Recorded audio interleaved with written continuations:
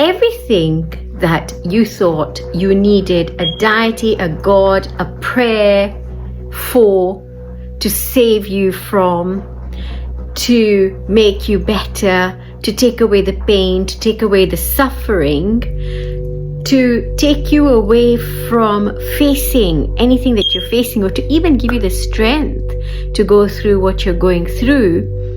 When you get through a spiritual awakening and are in the thick of a spiritual awakening and are living a life out of that awakened state, you'll find that you pray very little.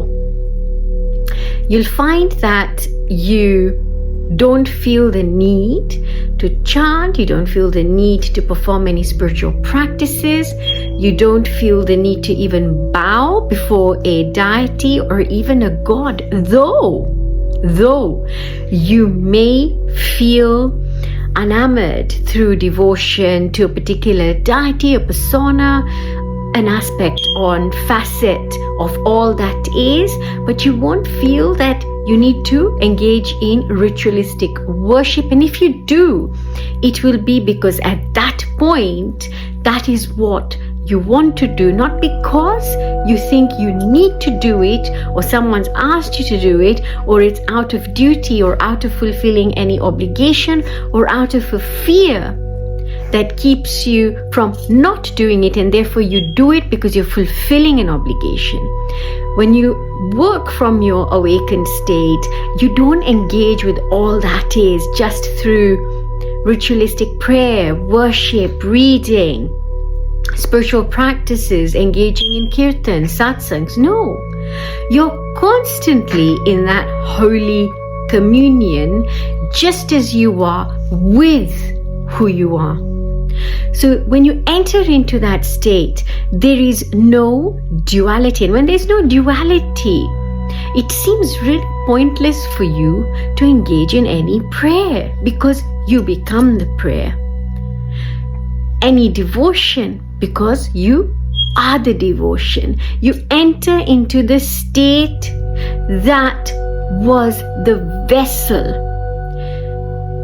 To put it in other words, that which you meditated upon, and that which you used as a vessel to meditate.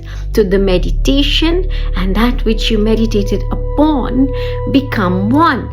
And when that becomes one, it's like taking that which is in you, outside of you, to engage in worship, to connect with that.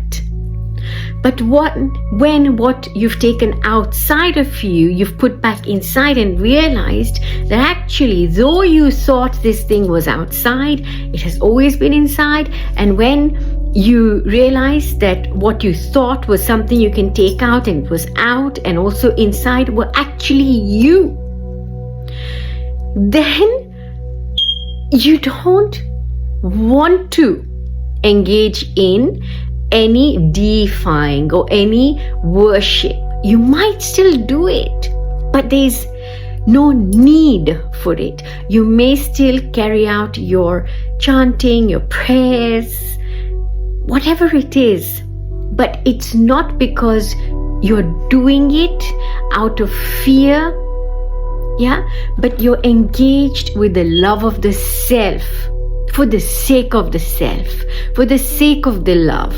It isn't coming from because you want something, because you want to transcend, or because you even want to meet the source, but because you and source are one. So it's a celebration of who you are. It's a celebration of all that is coming to be, all that is in you, in your realization of it as you. Sending you so much love.